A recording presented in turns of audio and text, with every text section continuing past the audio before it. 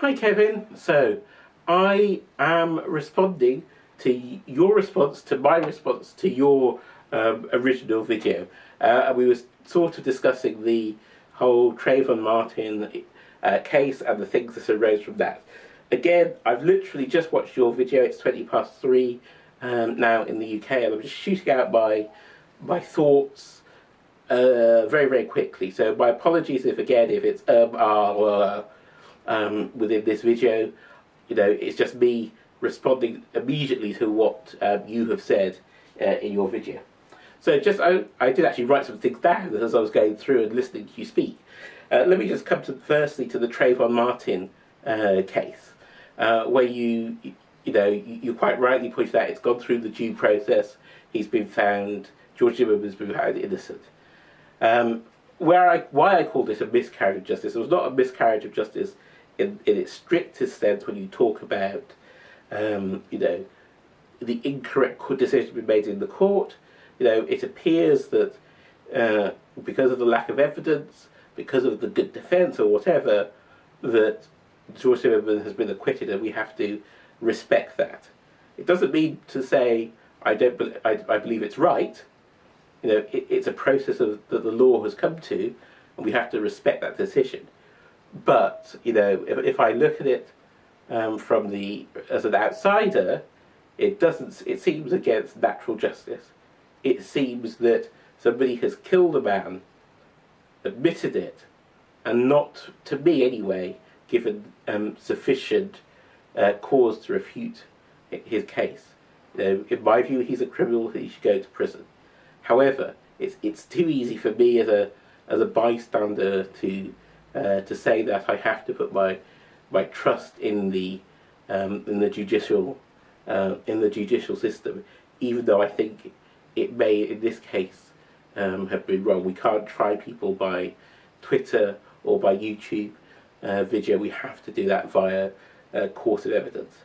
I do think it does say that there is something wrong about with gun usage in the USA, wrong about the need for self-defense. Now, I think unless it's in super exceptional circumstances, and I cannot think of one off the top of my head, that it should be necessary to kill in self-defense with or without a weapon.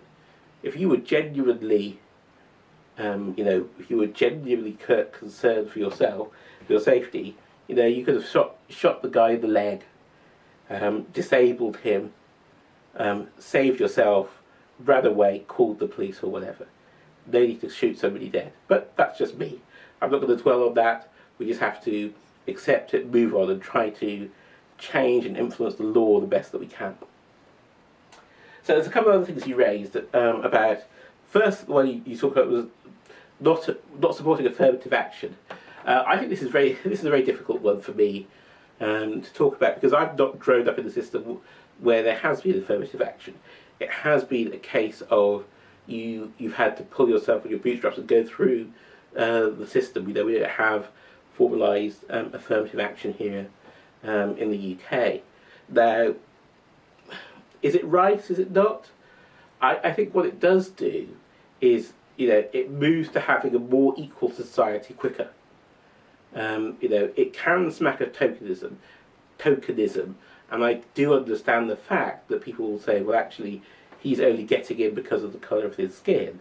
But the real question to ask is actually, if we did not give him a leg up, would he have still have got in, or would he or she have faced institutional barriers to their advancement? Would they have faced cultural barriers to their enhancement?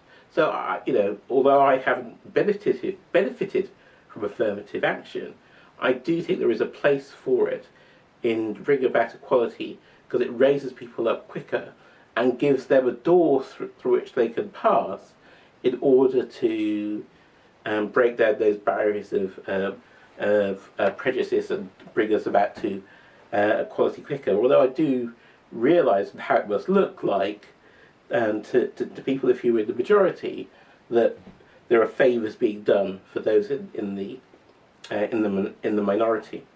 What else did I have? Sins of the father was the next point that you raised. This, I think, is a very, very difficult topic. I'm with you on this one. My general view is that the son or the daughter should not be responsible for the sins of the father. You should be responsible for your own actions. The son or the daughter must make sure that they are that they must make sure that they are not repeating the mistakes and the sins of the father. Firstly, and secondly, they must be mindful in their actions and their decisions of what people have done for them in the past. Should you be apologising for things? I don't think so. I think we should just live and let live and carry on. Because if we were to, everybody was to apologise for the sins of the father, then where would we start and where would we finish? Should the descendants of the Mongols apologise for the rape and pillage of Genghis Khan through Asia and Europe in the Dark Ages? Should the Italians apologise for the actions of the Roman Empire? Should I apologise as somebody who is coming from an African background, apologise for my ancestors selling and trading their fellow African brothers and sisters into slavery as a way either to get rid of their prisoners of war or undesirable people from their society for money, guns and profit? If you're going to start apologising from the sin of the father, you have to say, where do you start and where do you stop? I think we should spend much more time looking about how we can make things better going forward, and how the daughters and sons of today can actually say, how am I not going to make the same mistakes again? Yeah. You then talk about heritage. Oh dear. This is a very, very, very big issue.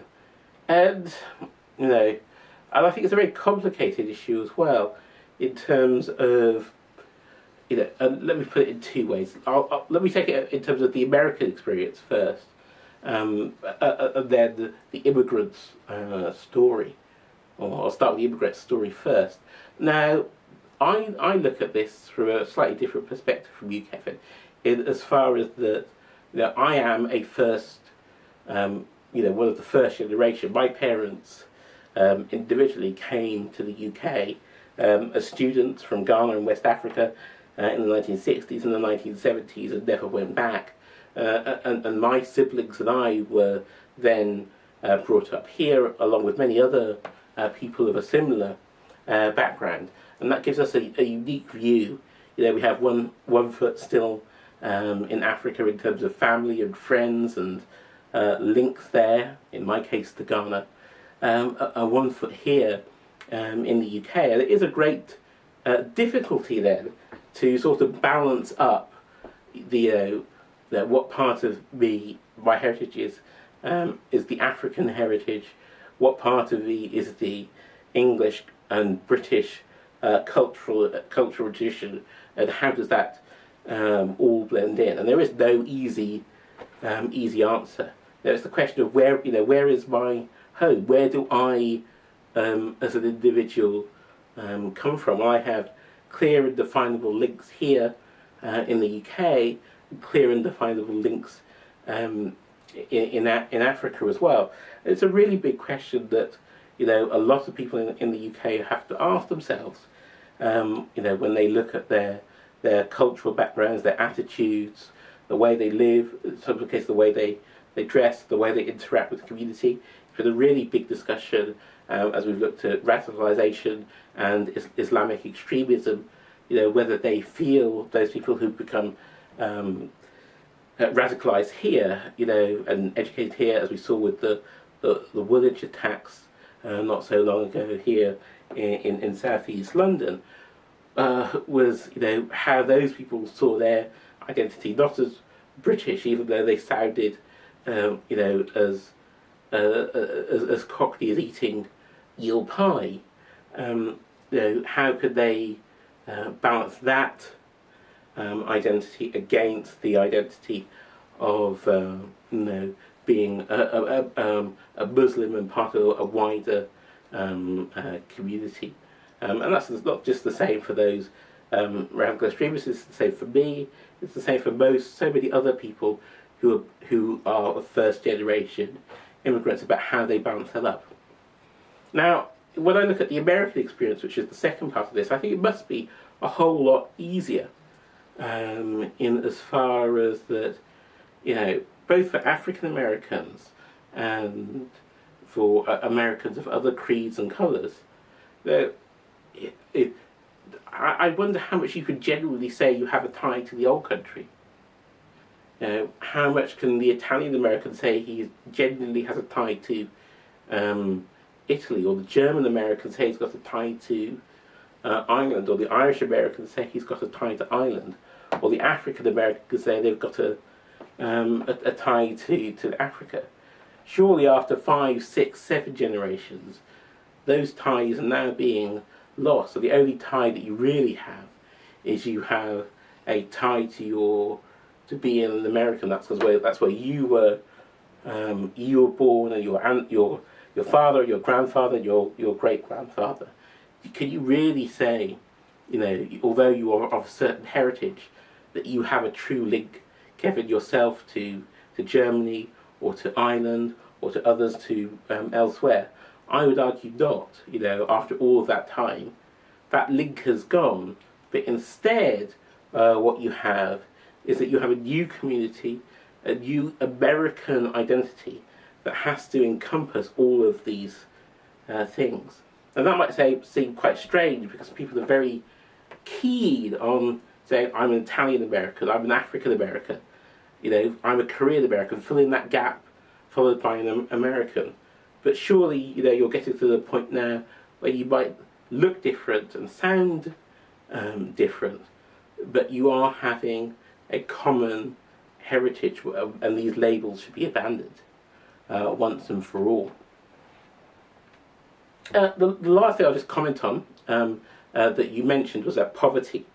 And I'm pretty sure, I don't have the statistics in front of me, that we will see a higher amount of African American poverty. But for me, the key thing is not about having a solution to black poverty. It's about having a solution to all poverty. I should care equally that if you're poor and white, or that if you're black and you can't feed your family, I should care equally that as a human you are struggling, and take actions to solve that. I would say a couple of things at the end. Firstly, keep talking about these things. You're not digging a bigger hole. You are expressing opinions, so you're not going to be the only person that holds those opinions. All I would ask is that you come with a rational and reasoned argument, so that we don't have common flame wars about what you believe and why you believe it, and we'll take it from there. As for the name pronunciation, perfect.